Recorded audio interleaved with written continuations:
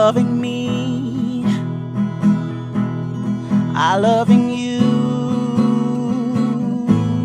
Mothers and fathers, husbands and wives, sisters and brothers, friends for life, won't live in the past. All I wanna do now is making it last.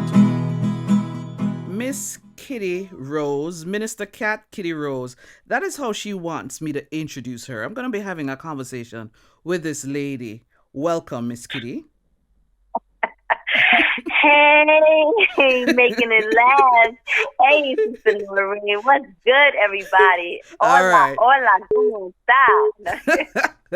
All right. So it's time for a conversation. This is Making It Last, Yes. where it's all about helping Yes. us to have better relationships, not just with ourselves, but with other people. Now, the topic we're going to be delving in is why should one strive to live a meaningful life? So let's at least take the last part of it first, which is, in your eyes, when you say to somebody that they need to be having a meaningful life, what does that mean? What does that entail? But backtrack a bit before we do that. Who is Kitty Rose? Yeah. Yes. Who is Kitty Rose? Well, thank you. Well, thank you again, Sister Noreen, for having me on today. You are right. I am Minister Cat, a.k.a. Kitty Rose, and I am from New York, born and raised in Brooklyn, but now living in the Bronx. And I have been an entrepreneur, business owner since 2006.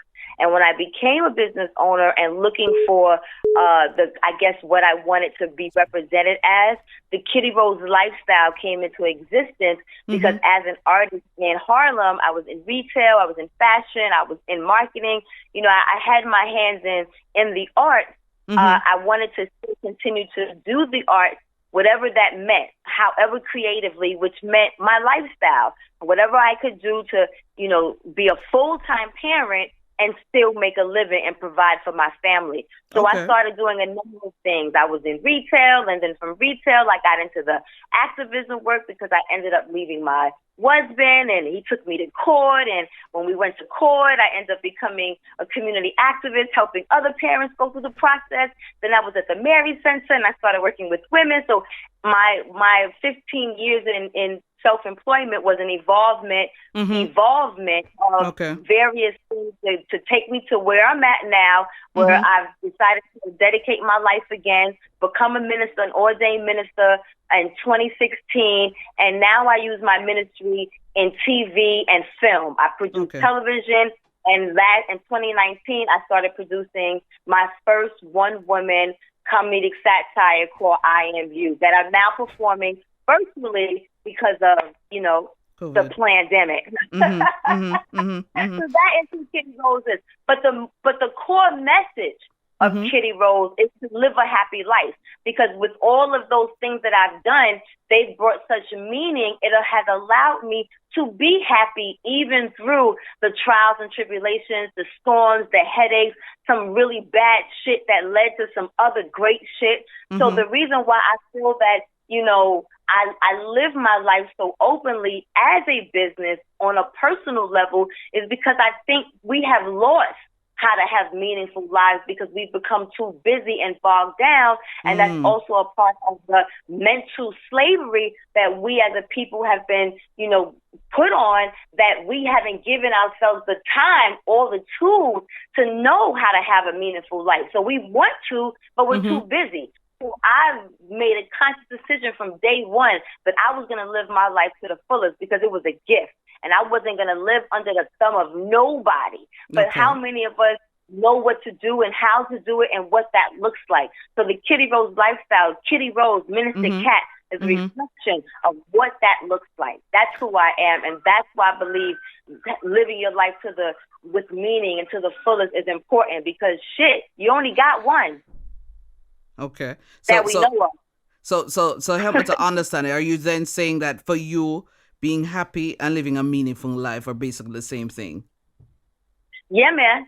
Because I think that, because I think that when you have meaning and you're living a meaningful life, that's what allows you to be happy. And ultimately, that should be the goal for all of us, is to be happy. Why have life and be miserable? I know you've been enjoying the conversation, but we're going to take a little break and get a word from our sponsor. Are you struggling to become an effective communicator? Let Noreen Daly, the communications specialist, get you there. Services include communications consultancy, one-on-one coaching, public speaking and debate training, leadership and team building sessions, plus much more. Visit noreendaly.com for more info. Noreen Daly, redefining the way you communicate. For what then does that mean then to be, because for a lot of people, having a meaningful life, for them that sounds like such a lofty term, sounds like it's something that's elusive. What does that mean? What does that entail? I'm going to tell you, Sister Noreen, what that means. It means accountability. It means acceptance. And it means love. And all of those three things is serving Jehovah God, which then in turn serves yourself. Mm-hmm. Because when we are accountable for the shit we've done, that's what true repentance is.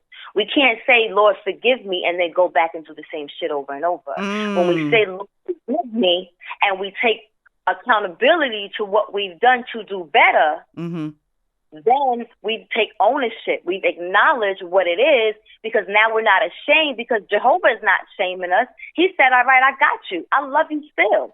So if the Creator that gives us life is not shaming us, why should we? Because we've been taught to shame ourselves. Because we don't talk about shit that we do, so we just push it under the rug. And generations of families put things pushed under the rug. And then you get that old school saying, well, what stays in this house stays in it. What goes on in this house stays in this house. But what goes on in this house, we still ain't even talking about. So still what that means. You know what I'm saying?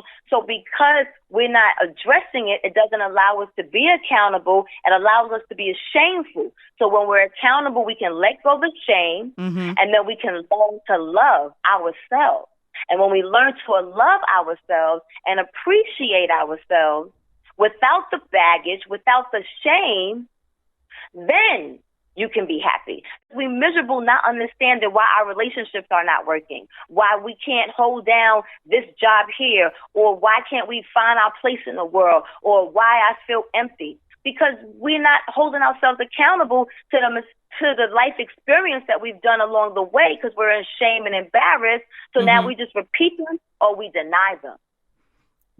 Before you go on to the next one, though, how then do you strike the balance? You said, okay, be accountable. But if it is that, for me, I keep doing this thing over and over again, because in my mind I'm saying no matter what, I am, because there's a song that says you're never too far from God.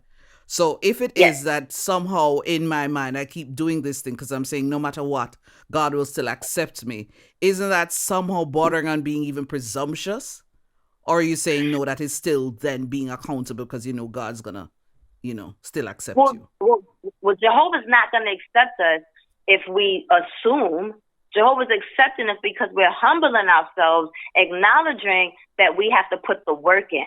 So many of us just want to say, oh, I did wrong, and okay, can you forgive me? And because he's a loving and merciful creator, then we're all forgiven and everything is brand new. The scriptures tell us faith without works is dead.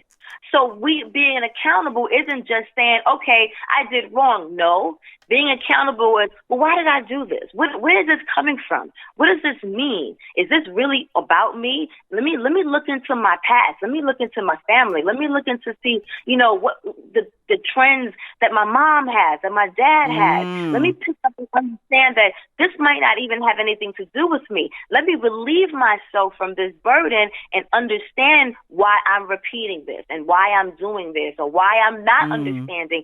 Let me seek therapy. Let me read my Bible. Let me pray. Let me meditate. Let me change my diet. There are things for us to do in order for us to gain the accountability knowledge, because we can't just gain it on our own. The scriptures even tell us, don't lean upon your own understanding. We can't do it on our own tools. You know what I'm saying? Because we haven't really been given them. Yeah. And then remember, I stated earlier, just because the physical, and not for real, but just because the physical slavery, chains, bondage has been removed, the Willie Lynch syndrome ended 2019. So when 2020 came and we were all in reflection and COVID hit, we got a chance to sit still and absorb and look at things. But in this time of reflection, we're still in mental slavery and coming out of the mental slavery. We think it's black people when everyone has been dominated by a controlled being who's trying to dominate the mind away from God. It's not a black thing. It's a people thing. It's a people so thing. all of us have been damaged from mental slavery, because mental slavery is to control you so that you don't understand your power. You don't come into understanding why you've done what you did, because we, at the end of the day, are still sinful humans. Yeah. So once we take that into consideration and really understand what that means, we can't understand what that means, my sister, if we work 40 hours, we come home, got kids, got to do homework, cook dinner, watch somebody's butt, have a conversation. We try to watch an hour of TV to dumb down our minds, go to sleep and do it all again. And now with us not working, sitting here, streaming and binge watching stuff, just to, I forgot.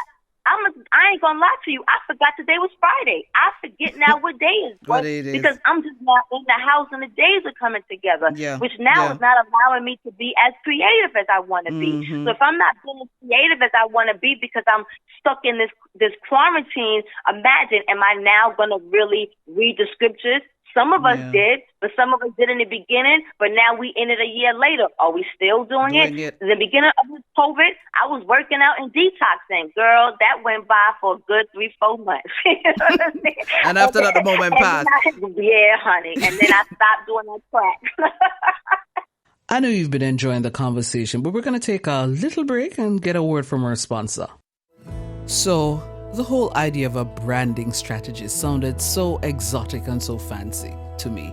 But after having several conversations with Neon, I now have a clearer understanding.